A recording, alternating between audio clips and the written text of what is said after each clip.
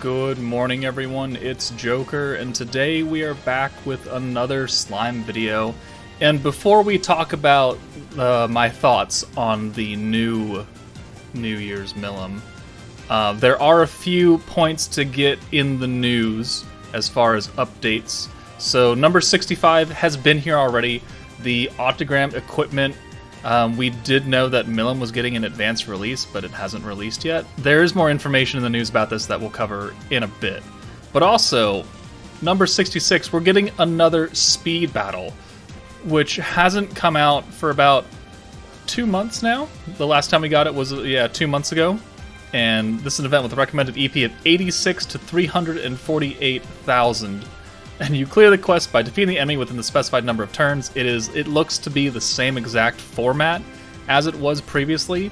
And you can get crystals, which there's a shop for it. And also, you can do daily quests to get 8 tickets. And then by doing all 3 of the quests, you can get the other 2. And you can get a free multi on the Speed Specialist Showcase. So, what we can glean off of this is that Carrion is here.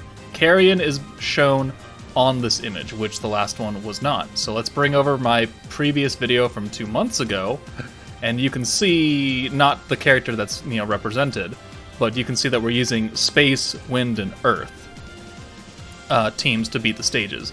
And also the banner contains, hold on, what was that? Hold on.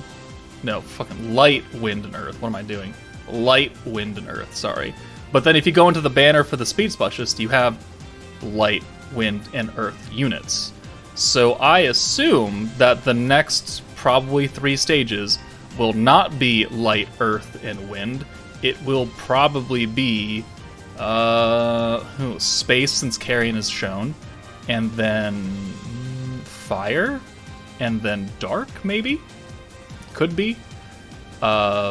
Space, Fire, Dark, Space, Fire, and oh god, what else are we missing? Water could be, and then we could see, it's actually probably going to be space, water, and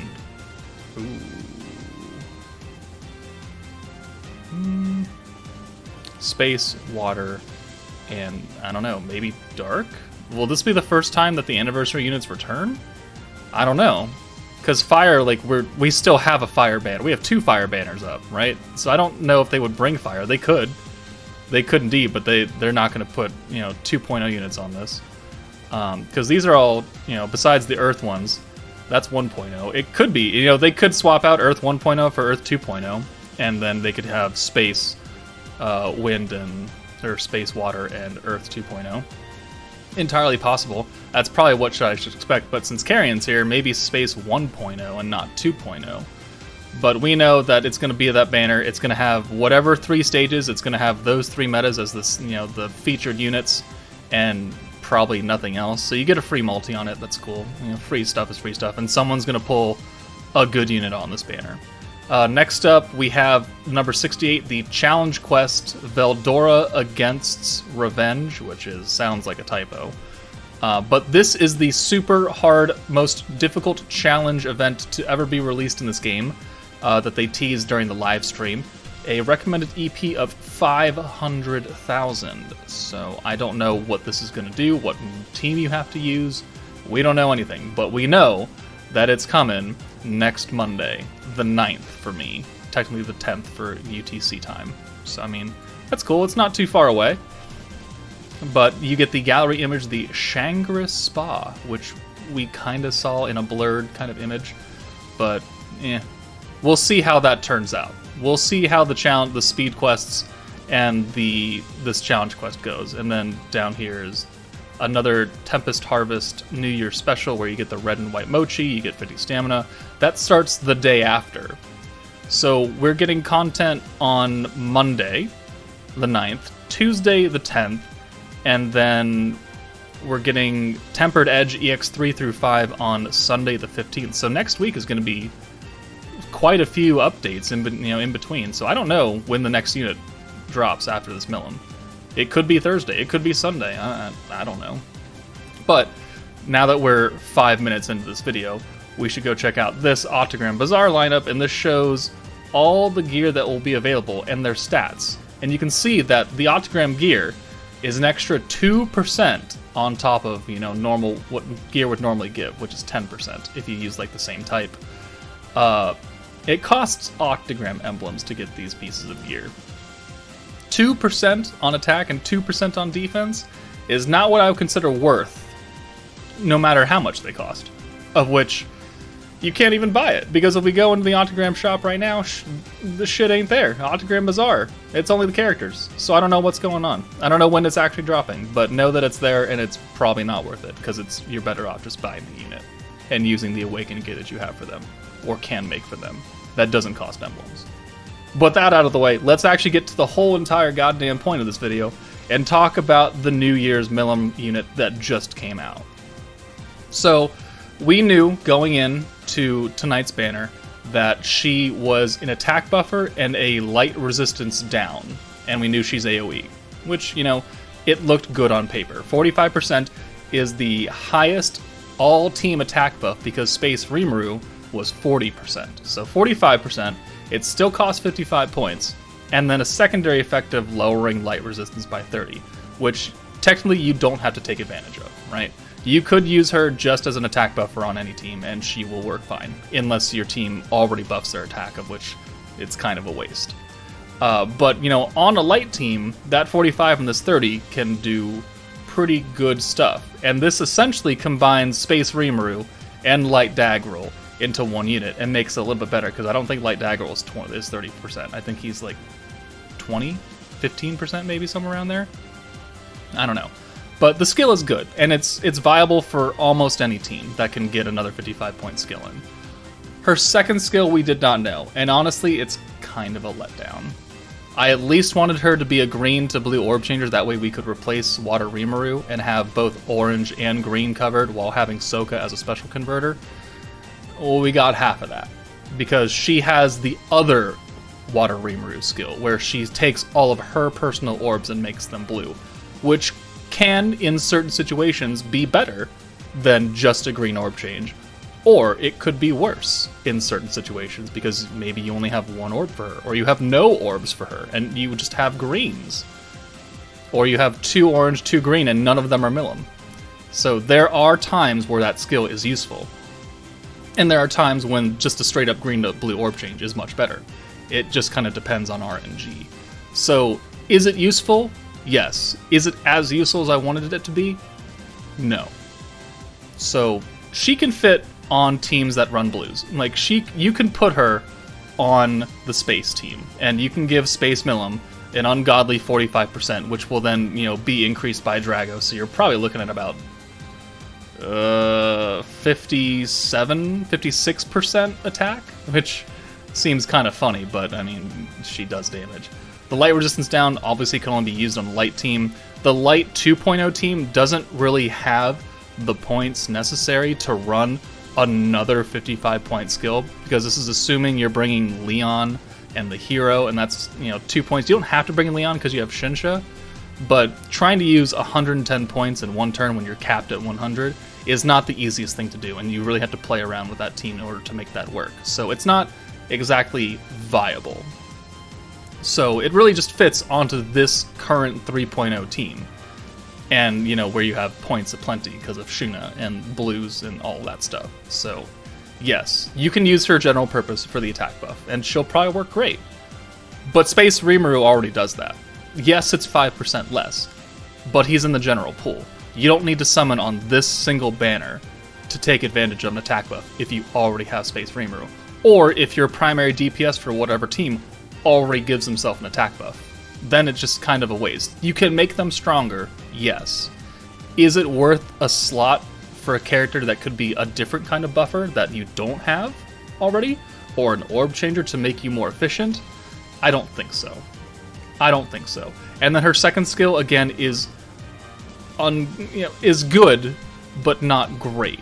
And it's not exactly what this light team needed in terms of orb changing. That's kind of been the theme of the orb changers lately. Like Rimuru, godly. Geld, pretty good. Isis, really good. And then the dark team didn't get, the proper orange to green orb changer, and then fire only got one orb changer that went against the protector.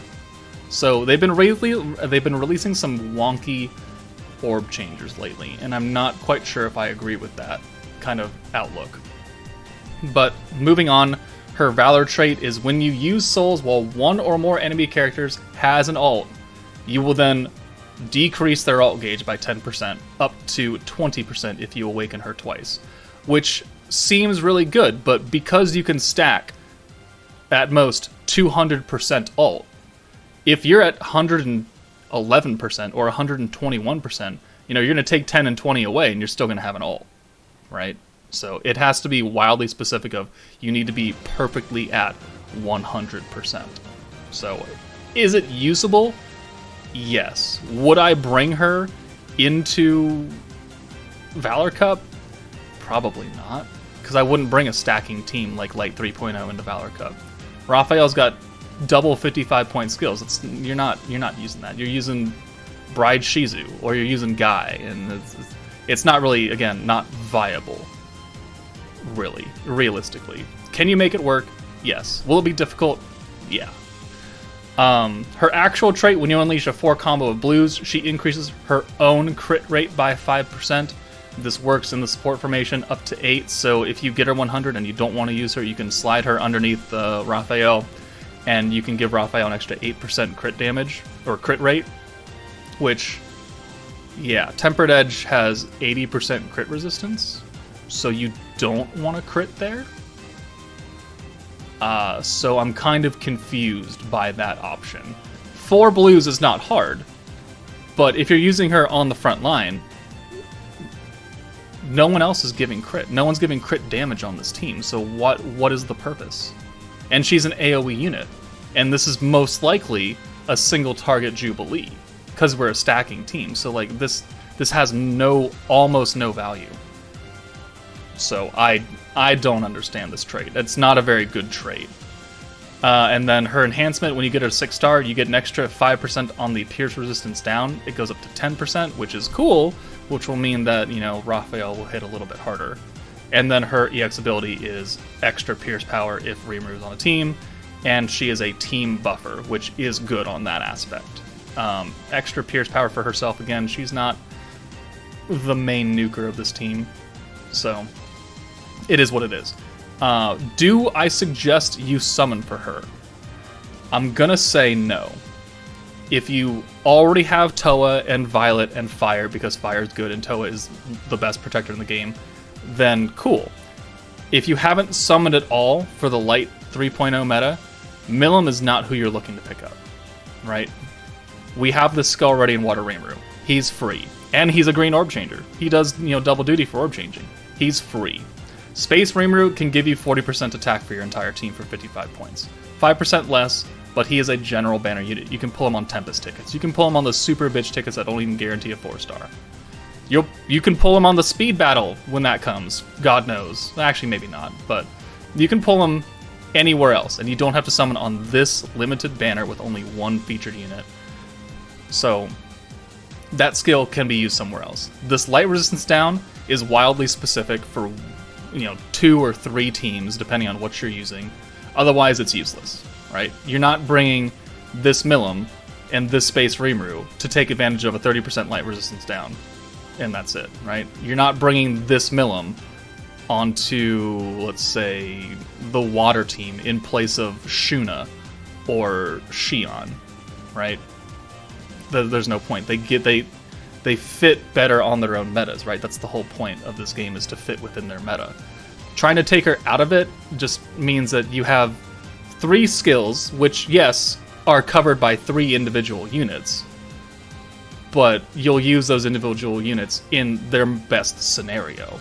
Combining them into all 3 is cool, but it also makes her, unfortunately, kind of specific to use her at full power. So if you have summoned on Light 3.0, you do have Shuna, you do have Raphael, and you want more power because you're a sweaty fucking tryhard, then sure, go summon for Milim, because I'm sure you already have, and you've probably pulled her first multi, to which case I say fuck you.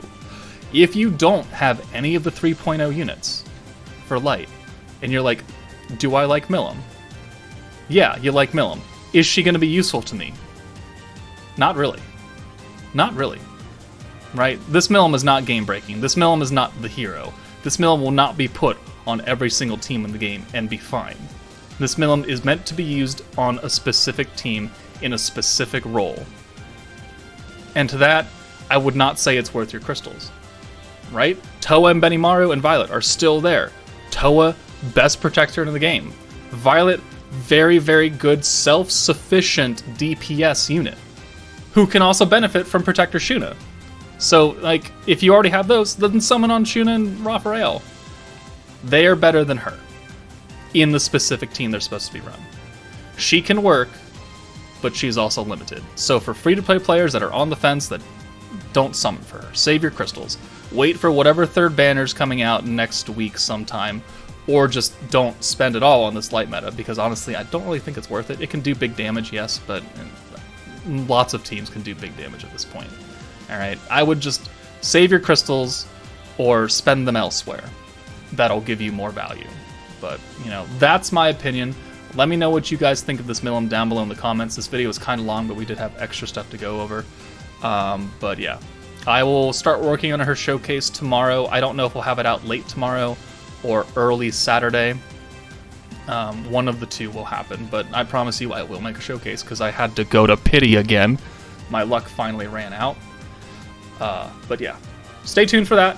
But that's it for me, guys. Take it easy, and I'll see you later.